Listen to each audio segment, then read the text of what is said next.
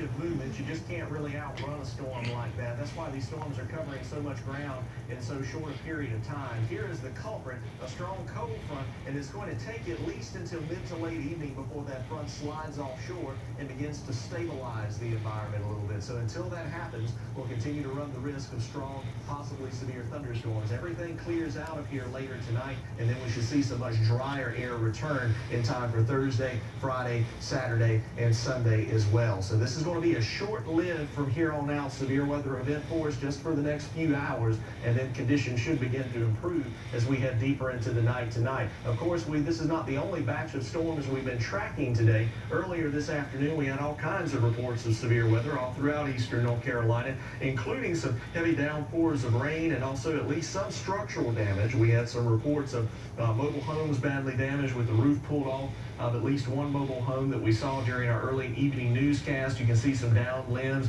We've had some downed trees, power lines in some cases, and enough rain to cause some localized flooding issues at times during the afternoon as well. Lots of reports of power outages across many counties in eastern North Carolina today as these lines of showers and thunderstorms have been moving through. And again, you can see a playhouse here that was destroyed by some of the storm winds as they moved through earlier today. And again, more flooding issues across parts of Duplin County with the first batch of storms that pushed through during the first part of the day today. You can see now Candace has a tight perspective over towards the Scotland Neck area. And yes, Candace, a very well-defined signature that we're seeing now. We're starting to see an increase, a little uptick in the rotational potential here. Candace, before we do the analysis on these, let's widen out the view just for people just joining us so we can get a point of reference of where we are relative to counties. Okay, here we are near the intersection of Martin County, western Bertie County, and all this is moving generally to the north and east. Now, let's go back to that view you had, Candace,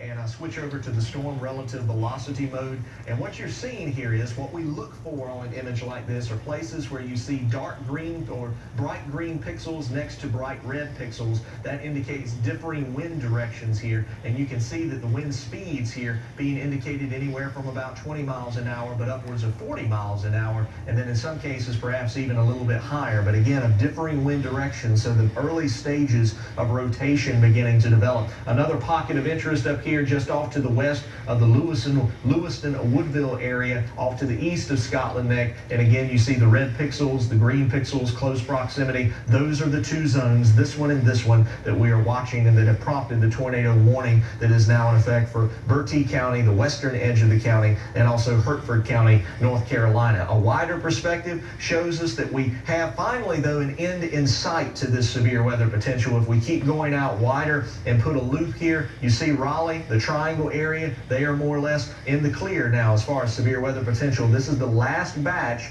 that we are watching. Oftentimes when you have severe weather outbreaks, the initial batch of severe weather, like the one we had moved through earlier this afternoon, usually that would be enough to stabilize the environment. The problem tonight is our storm system extremely intense. The atmosphere is still warm, primed, and set. So even though we've already been worked over in some cases with these big thunderstorms earlier today, these new thunderstorms along the secondary line are able to persist and survive even tonight. And of course, our folks in the newsroom have been monitoring the storms all day today as well.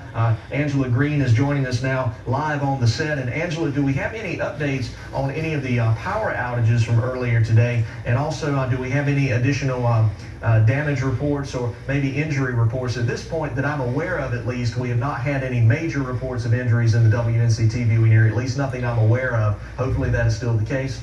No, as of right now, we have not received any reports of injuries right now. We have been following Duke Energy outages. Earlier today, we had reports of about 1,000 out in the Onslow County area, 1,000 out in the Kinston area. Tri-County Electric Membership Corporation, we've been following their updates on social media. They had 10 transmission poles on the Garner Chapel Road area, which feeds powers to members in North Duplin, Southern Wayne, and Western Lenoir counties, where we know there have been a lot of issues there. Crews were working safely. They do report that they are estimating power restoration will be around Thursday morning. They had some pictures of fallen power poles there in the area. Dominion, we've reported some from that area. That's what you're looking at, several hundred in Halifax County. We are also following updates from the North Carolina Rural Electric Corporation. They sent us an email earlier where they had nearly 20,000 outages across the state. Let me see if I can find the update on that one. They are working right now to have power restored.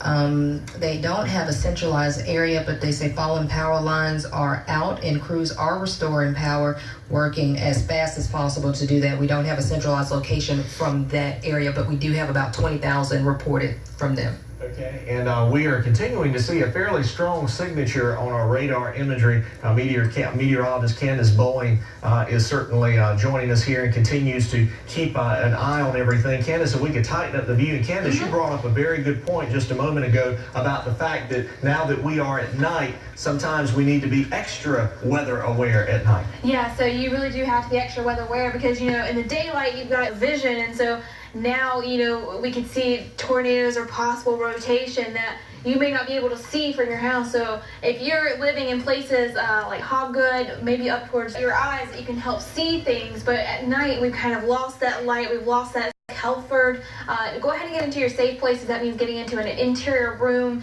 putting as many walls as you can between you and the outside, because Jerry, we were just looking at this and it kind of took us by surprise how strong this couplet right here is looking. I'm going to circle that for you on here and show you what we're talking about. We're talking about right just next to Hobgood, and I will put some values on here for you. And it looks like we've got winds going one way at 50 miles an hour. And then we've got winds going in the opposite direction of about 30 miles an hour. So that's about an 80 mile an hour difference if you take between the two. So that's what we would call our shear.